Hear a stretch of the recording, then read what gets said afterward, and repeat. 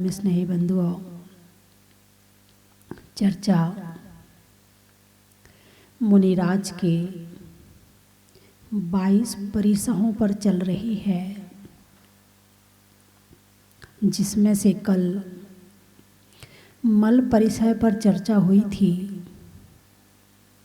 कि मुनिराज शरीर के मैल को ना निकालकर आत्मा में लगे कर्मों के मैल को निकालने पर ध्यान देते हैं, प्रयास करते हैं, पुरुषार्थ करते हैं। अगले परिसर का नाम है सत्कार पुरस्कार। अच्छा लग रहा ना सुन के? सत्कार पुरस्कार। सत्कार का मतलब होता है पूजा, प्रशंसा, और पुरस्कार का मतलब होता है मुनिराज के लिए कि किसी भी काम में आगे करना। कोई भी काम होता है उसमें आगे करना, या फिर किसी काम में आमंत्रण दे करके बुलाना, इसका मतलब होता है पुरस्कार। अब कोई गिफ्ट तो आप महाराज को दोगे नहीं, हैं? महाराज को क्या गिफ्ट दोगे? उन्हें कुछ चाहिए नहीं, कपड़े चाहिए नहीं, डायमंड चाहिए नहीं, गोल्ड चाहिए नहीं, सिल्वर चाहिए नहीं, मकान चाहिए नहीं, दुकान चाहिए नहीं, फिर क्या दोगे आप? तो उनके लिए यही सत्कार पुरस्कार है कि जो भी धार्मिक कार्य होते हैं आमंत्रण देके उन्हें बुलाया जाए, उनका सत्कार किया जाए, यही उनका सत्कार और पुरस्कार है। तो अब ये सत्कार और पुरस्कार परिसह कैसे बन जाता है? अब इसको यहाँ पे परिसह के रूप में लिया है। किस रूप में लिया है? परिसह के रूप में लिया है इसे। परिसह का मतलब सहन करना। यदि सत्कार ना हो रहा हो, यदि पुरस्कार ना हो रहा हो, तो उसे मन खराब ना करके समता के भावों से सहन करना। यदि मन खराब हुआ, क्रोध आया, सम्मान है, मान कषाय, सम्मान, सम्मान, मान लगा है ना, सम्मान। मान कषाय के साथ में क्रोध आता है। मान कषाय की पूर्ति हो जाए तो लोभ आता है, और मान कषाय की पूर्ति ना हो तो क्रोध आता है। मान कषाय स्वयं एक कषाय है, और वो अपने साथ में अपनी भाई बहनों को छोड़ेगी नहीं। भाई तुम्हारे घर में यदि किसी पर कोई कुछ कहता है, तुम्हारे बेटे को कोई कुछ कहे, तो तुम चुप रह जाओगे क्या? नहीं रहोगे, तुम चार सुनाओगे। मेरे बेटे को कैसे कहा, मैं कह लूँ बात अलग है, लेकिन तुम नहीं कह सकते हो, ये मेरा परिवार है। ऐसे कषायों का अपना परिवार है। जब एक कषाय की पूर्ति नहीं होती है तो दूसरी कषाय उसकी रक्षा करने के लिए तत्पर खड़ी रहती है। यदि मान कषाय, पुरस्कार सत्कार, मान कषाय की पूर्ति नहीं हुई तो क्रोध कषाय उसको पूरा करने के लिए तैयार खड़ी है। लेकिन यहाँ पर कह दिया, यदि प्रशंसा ना हो रही हो, यदि सत्कार ना हो रहा हो, यदि पुरस्कार ना हो रहा हो, तो क्रोध नहीं करना। क्या करना? सहन करना, समता के भावों से सहन करना। अब मुनिराज, ऐसा बहुत बार हो जाता है, तपस्वी मुनिराज हैं, महान तपस्वी हैं, ज्ञानी भी हैं। उन्होंने कई वर्षों तक के लगातार कई तरह के उपवास भी किए हैं, और हो सकता है उनका सम्मान ना हो रहा हो, और हो सकता है कि जिनने उपवास ना किए हों, जिनको ज़्यादा ज्ञान ना हो, उनका सम्मान हो जाए, लोग उनको ज़्यादा पूछें, दूसरे को कम पूछें। ऐसा संभव है कि नहीं है? यश प्रकृति का उदय होगा तो पूछा जाएगा, यश प्रकृति का उदय नहीं होगा तो नहीं पूछा जाएगा। हर जगह कर्म काम कर रहा है ना, बिना कर्म के तो एक सामने वाले से संबंध हो ही नहीं सकता है। हर संबंध में, हर काम में कर्म काम करता है। अब प्रशंसा मिलना भी कर्म का ही काम है, तुम्हारा काम नहीं है। तुम सोचो मैंने काम किया है और मुझे प्रशंसा मिल जाए, तो ये कोई गारंटी वाली बात नहीं है।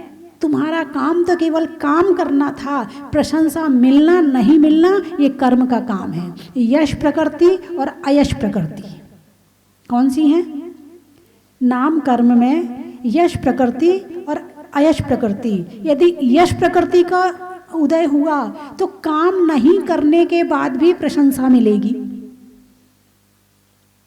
और यदि अयश प्रकृति का उदय हुआ तो काम करने के बाद भी प्रशंसा नहीं मिलेगी।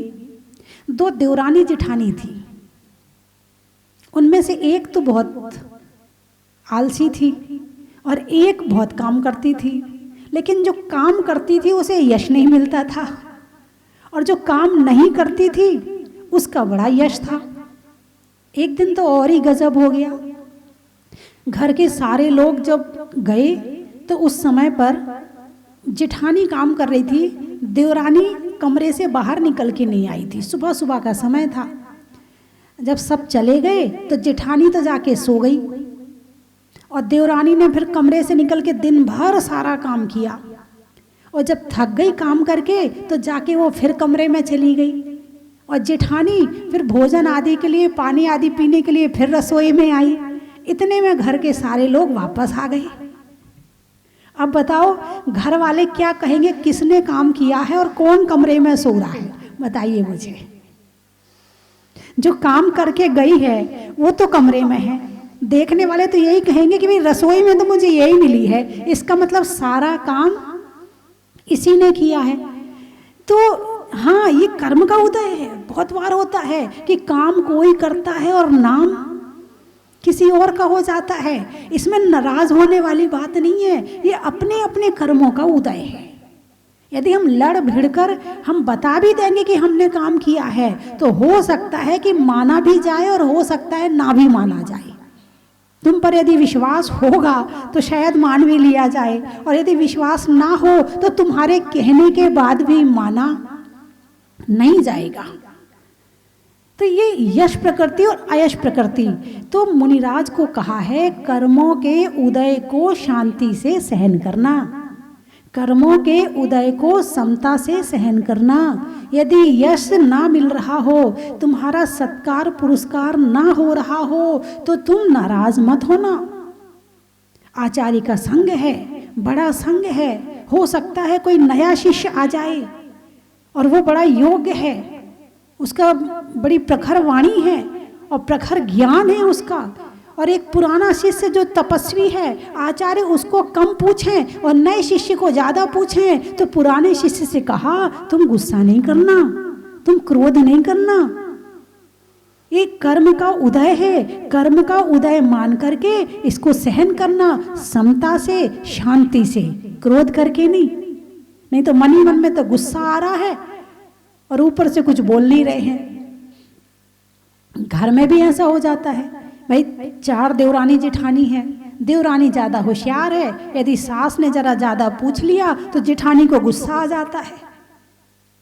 ये तो बड़ी आई आज की, और मैं तो वर्षों की यहाँ रह रही, इसी को पूछ रहे हैं, मुझे तो कोई पूछ ही नहीं रहा है। तो ऐसा संभव है। तो जो भी आप कार्य करते हैं वो प्रशंसा के लिए ना करें। जो भी आप कार्य करते हैं वो सत्कार और पुरस्कार के लिए ना करें। लेकिन वर्तमान में देखा जा रहा है कि जितने काम हो रहे हैं वो मात्र प्रशंसा को ध्यान में रख करके हो रहे हैं। यदि माइक पर भजन भी सुनाने का मन है तो वो भी प्रशंसा के लिए है। नहीं, आपकी बात नहीं कर रही हूँ, है।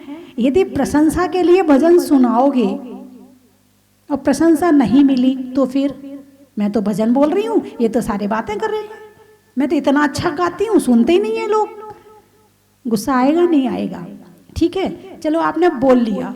यदि आपको भजन बोलने ना दिया जाए और आप घर से बड़ी तैयारी करके आए हैं, फिर क्या होगा? भजन बोलने नहीं बोलने मिला तो क्रोध आएगा नहीं आएगा? आएगा। मतलब इसका मतलब ये था कि जो भजन था वो आप अपने आप को नहीं सुनाना चाहते थे, वो भजन औरों को सुनाना चाहते थे। औरों को सुनाने के लिए तुमने जो काम किया है वो प्रशंसा के लिए किया है, और जो प्रशंसा के लिए किया है वो तुम्हारे अपने लिए नहीं है, हैं? अब एक भजन जो मीरा के गीत है, मीरा ने भी गाए हैं और लता मंगेशकर ने भी गाए हैं। दोनों के गाने में क्या अंतर है? भजन दोनों ने गाए हैं, और हो सकता है लता मंगेशकर की आवाज मीरा से ज्यादा अच्छी है, ज़्यादा सुरीली है, बिल्कुल लय में गाई होगी, एक त्रुटि नहीं होगी संगीत के हिसाब से लता मंगेशकर के गाने में। और मीरा के गाने में कहीं उसकी लय टूटी भी होगी, कहीं कमी भी आई होगी, लेकिन दोनों के गाने में क्या अंतर है? एक ने गाया है सबको सुनाने के लिए और दूसरे ने गाया है परमात्मा को सुनाने के लिए। तुम भी भजन बोलते हो, किसके लिए बोलते हो? सुनाने के लिए बोलते हो, खुद के लिए बोलते हो, या परमात्मा के लिए बोलते हो? यदि दूसरों के लिए बोलते हो तो उसका उद्देश्य मात्र प्रशंसा है। प्रशंसा मिलेगी तो आपका अगला भजन गाने का मन करेगा, प्रशंसा नहीं मिलेगी तो अगला भजन गाने का मन नहीं करेगा। यदि आपने भजन परमात्मा को सुनाने के लिए गाया है, अपने परिणामों की विशुद्धि के लिए गाया है, तुम एक नहीं 100 भी गाओगे तो भी तुम्हारा उत्साह कम होने वाला नहीं है।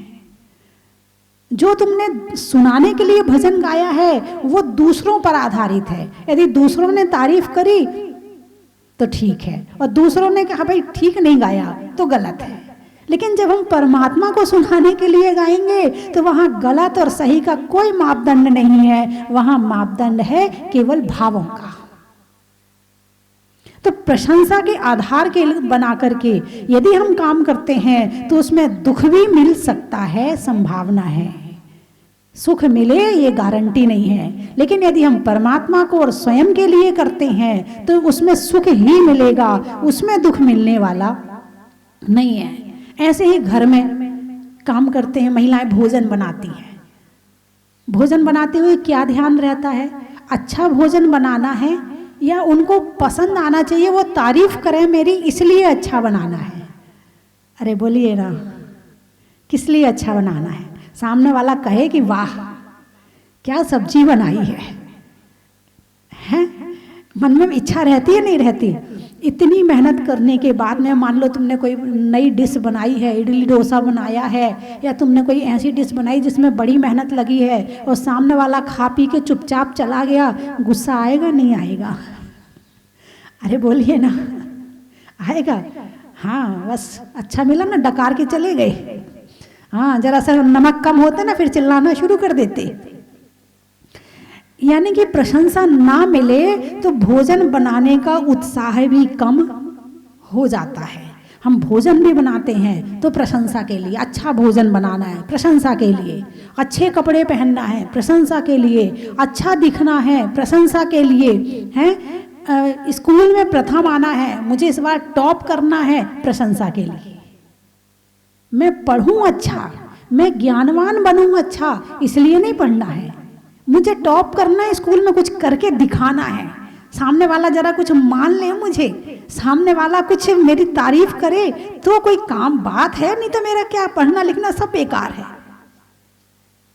यानी सुबह से शाम तक जितना पुरुषार्थ है, जितना प्रयास है, वो सारा का सारा केवल प्रशंसा के लिए है। अब दो बातें हैं, प्रशंसा करना और प्रशंसा के लिए काम करना, दोनों में अंतर है। अभी यहाँ प्रशंसा के लिए काम करना और प्रशंसा सुनने की इच्छा रखना पाप कर्म का बंध, और प्रशंसा करना ये पुण्य कर्म का बंध। अब दोनों को अलग कर दो। सामने वाले की हमने प्रशंसा करी है, अब उसने किस भावों से सुनी है उसके कर्मों का बंध होगा। हमने प्रशंसा की है, हमारे पुण्य का बंध हो रहा है। कितना अंतर आ गया दोनों में। प्रशंसा करने से उच्च गोत्र का बंध होता है और प्रशंसा सुनने की इच्छा रखने से नीच गोत्र का बंध होता है। देखो प्रकृति कितनी पलट गई, दोनों ऊपर और नीचे, जमीन और आसमान का अंतर आ गया। तो प्रशंसा सुनने की इच्छा रखना, कभी कभी आदमी फंस भी जाता प्रशंसा के कारण से, जो काम नहीं भी करना है वो भी कर जाता है, जो बात नहीं भी बोलना है प्रशंसा सुनने से अपनी सारे मन की निकाल के सारी पोल खोल देता। सामने वाला तारीफ कर तो दे, अपनी सारी पोल खोल के रख देता, अरे ये नहीं मैंने ये ऐसे किया था, ये काम ऐसे किया जाता, सारे राज खोल के रख देता है। वो चाह यही रहा था कि तुम अपने राज खोलो ताकि तुमने जो किया है मैं उससे अच्छा करके दिखाऊं। ऐसा होता कि नहीं होता? एक मूर्तिकार था, ऐसी मूर्तियां बनाता था जैसे साक्षात मनुष्य खड़ा हो। उसका बुढ़ापा आया, लोगों ने कहा अब तो तुझे मरना पड़ेगा, यमराज लेने के लिए आएगा। कहानी काल्पनिक है, यमराज तुझे लेने के लिए आएगा। तो बोले चलो व्यवस्था करता हूं। उसने अपने जैसी 6 मूर्तियां बनाई। कितनी? 6। बिल्कुल अपने, बिल्कुल कहीं कोई फर्क नहीं, ना एक तिल का, ना एक सिकुड़न का, ना एक बाल का, कोई फर्क नहीं, बिल्कुल अपने जैसी 6 मूर्तियां बनाई। और जब यमराज आया तो उन 6 मूर्तियों के बीच में वो भी मूर्ति जैसा बन के खड़ा हो गया। अब यमराज कह रहा है कि मैं इसे लेने आया हूं और ये तो यहाँ है ही नहीं। पता तो मुझे यहीं का मिला था, एड्रेस तो यही था इसका, ये कहाँ चला गया? मैं तो अभी अभी देख के आया था कि ये यहीं पर है और ये तो यहाँ पर है नहीं, यहाँ तो मूर्तियाँ खड़ी हैं। अब वो मूर्तियाँ देख रहा है यमराज, एक एक मूर्ति देखता है बड़े पास से, झांक के, टेढ़े होकर, उठ के, नीचे से। आहा, क्या मूर्ति है, गजब मूर्तियाँ बताई हैं, गजब कलाकार है। ऐसा कलाकार तो पुरस्कार देने योग्य है, यदि मिल जाए तो मैं तो उसको जरूर पुरस्कार दूंगा। लेकिन वो कलाकार है कहाँ? यहाँ है ही नहीं है वो कलाकार। बोल पड़ा बीच में से, मैं हूं, भूल गया कि ये यमराज है। प्रशंसा में जो नहीं भी बोलना होता है वो भी बोल जाता है, जो छिपाना होता है वो भी प्रकट कर देता है। और कई बार तो प्रशंसा के कारण जान भी आफत में पड़ जाती है। लेकिन प्रशंसा मिलनी चाहिए।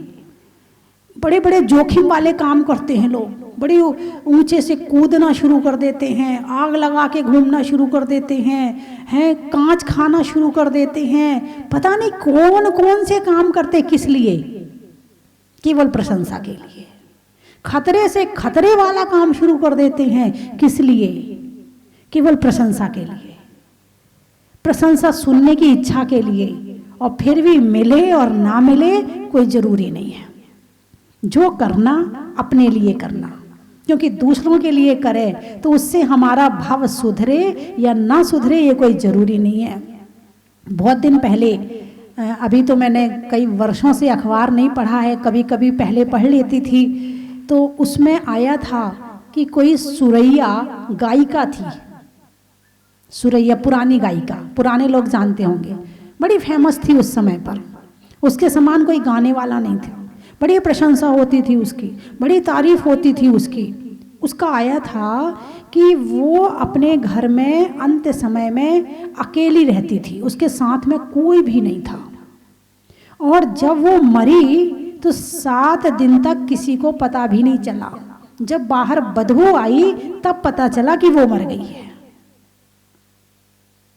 कितनी प्रसिद्ध गायिका, आज उसके लोग गाने सुनते हैं, पुराने लोग, नए लोग भी सुनते होंगे, मुझे तो पता नहीं। इतनी प्रसिद्ध गायिका, और अंत क्या हुआ? किसके लिए गाया था? दूसरों के लिए गाया था।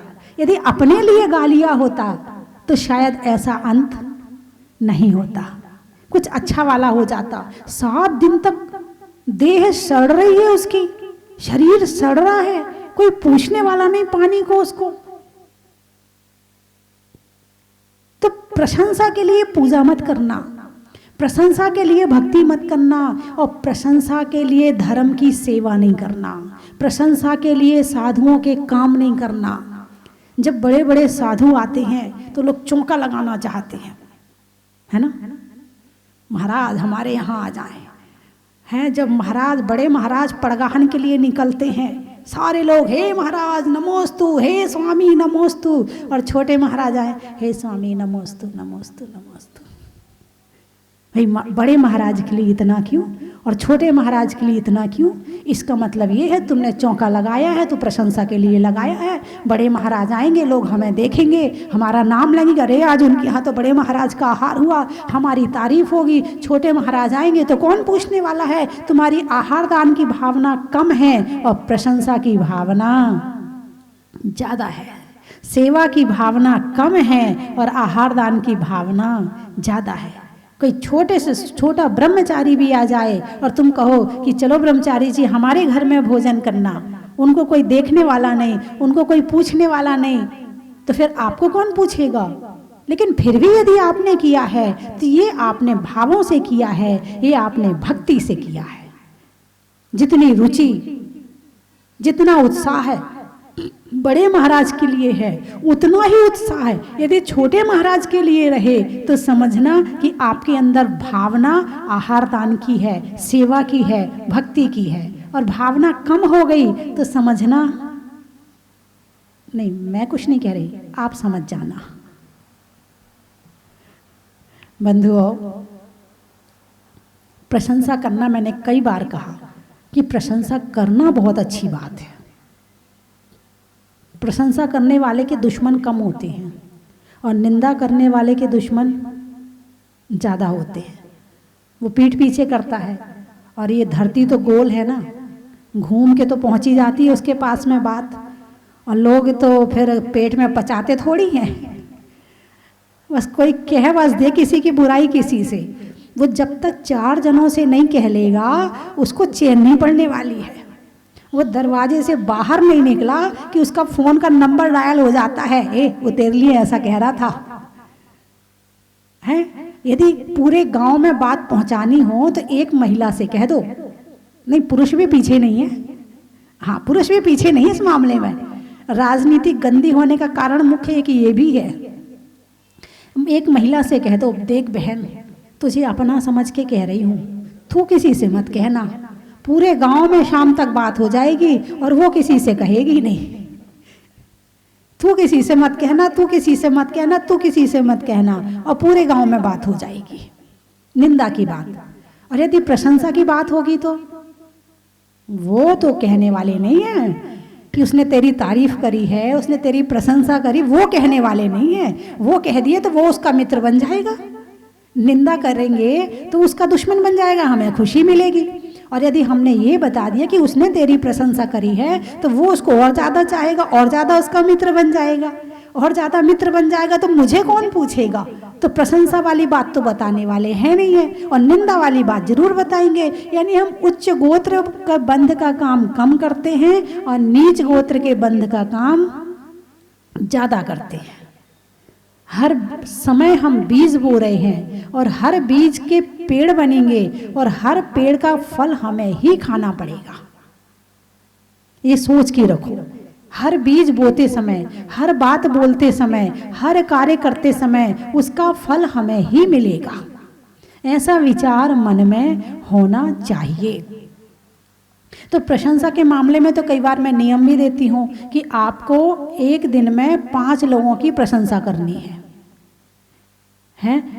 अब लोग कहते हैं, मान लो बहू है, हमने कहा आज बहू को अपनी सास की प्रशंसा करनी है। अब उसके मुंह से शब्द नहीं निकलते, क्या बोलूँ सास के लिए, क्या कहूँ, बस ठीक है मेरी सास, मैं ही जानती हूँ कैसी है मेरी सास, अब क्या प्रशंसा करूँ मैं इसकी।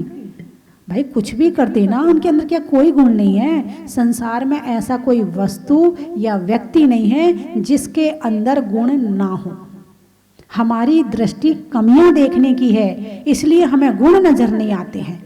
हम कमियों को छोड़कर गुण देखना शुरू करें तो हर व्यक्ति में, हर वस्तु में हजार हजार गुण मिल जाएंगे। एक बार कृष्ण और बलदेव रास्ते से जा रहे थे और रास्ते के किनारे पर एक सड़ा हुआ कुत्ता पड़ा था। बलदेव ने नाक बंद कर ली, बड़ा मुंह सिकोड़ा, अरे यहाँ तो सड़ा हुआ कुत्ता पड़ा है। श्री कृष्ण ने उस कुत्ते की तरफ देखा, बोले अरे इस कुत्ते के दांत तो मोती जैसे चमक रहे हैं। उस सड़े हुए कुत्ते में क्या दिखा? मोती जैसे दांत।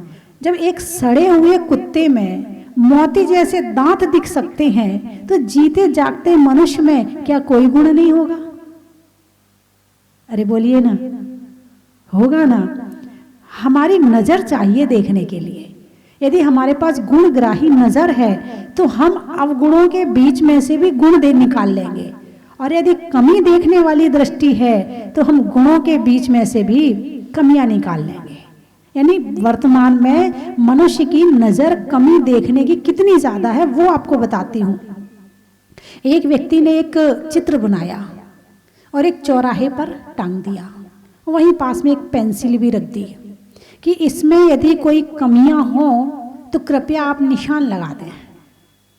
सुबह जब आया दूसरे दिन तो पूरे चित्र में निशान ही निशान लगे थे। फिर उसने उसमें लिखा कि इस चित्र में जो कमियां हैं कृपया ठीक कर दें।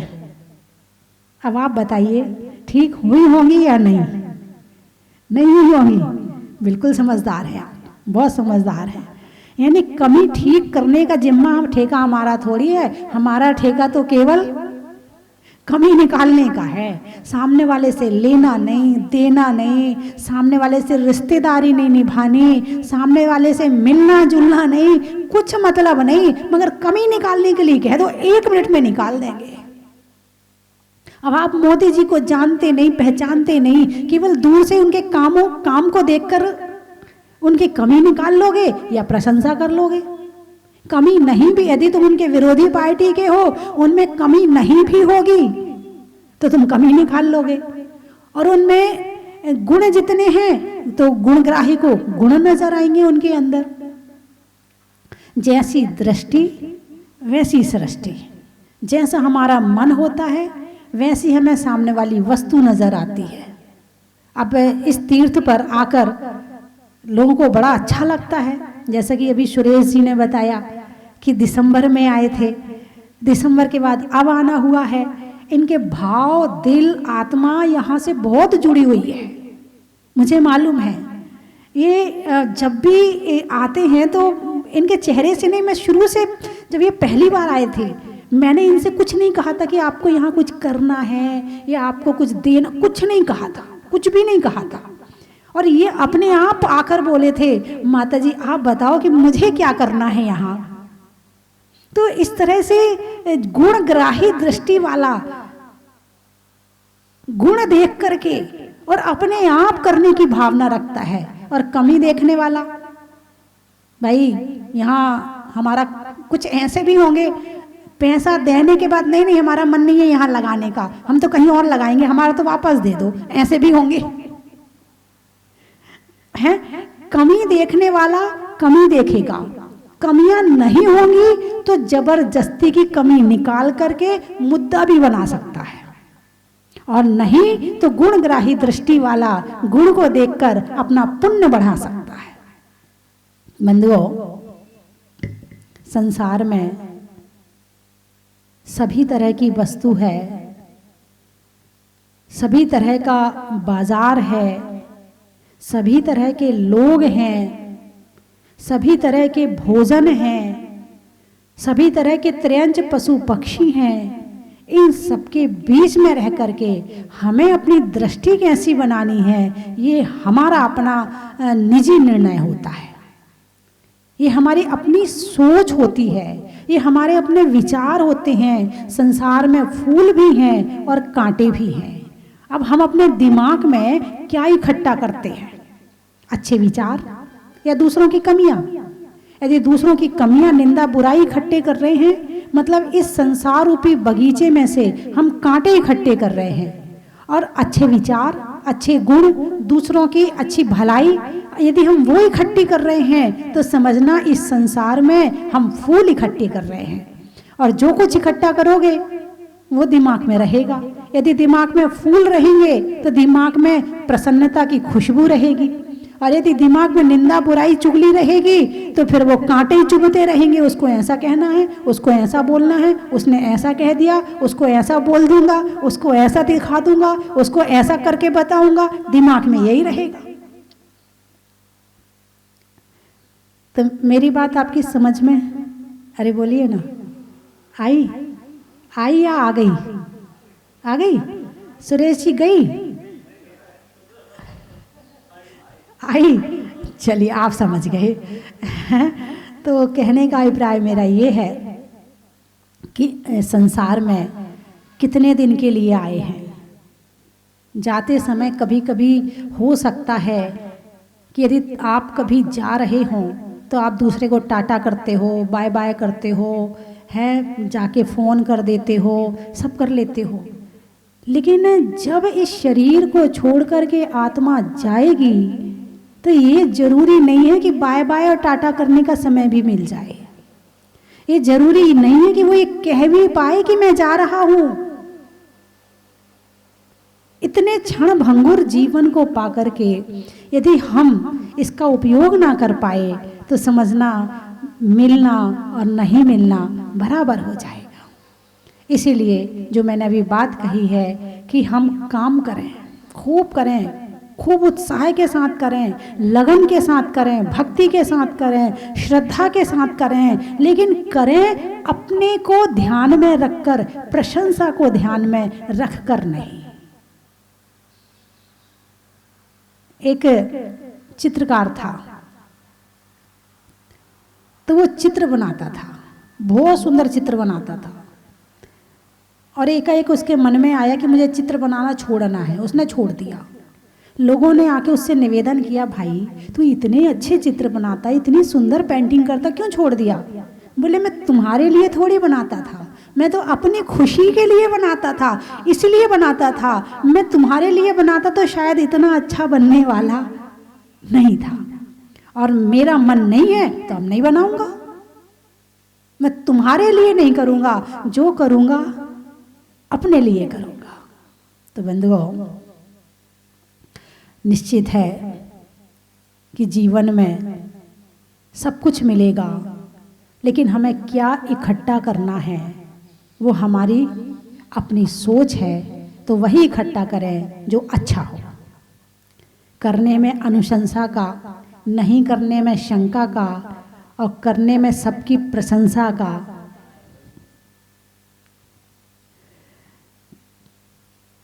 लेने में दीक्षा का, शहरों में रिक्शा का, और प्रशंसा सुनने की छोड़ने में इच्छा का।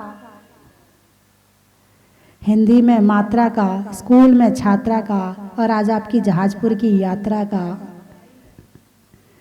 चंद्रमा में गुरुत्वाकर्षण का, भौतिकता में आकर्षण का, और भगवान के दर्शन का। अनाज में दाने का, इनाम में पाने का, और आपके जहाजपुर आने का। जनवरी में जाड़ा का, जाड़े में काढ़ा का, और आने वालों में बांसवाड़ा का।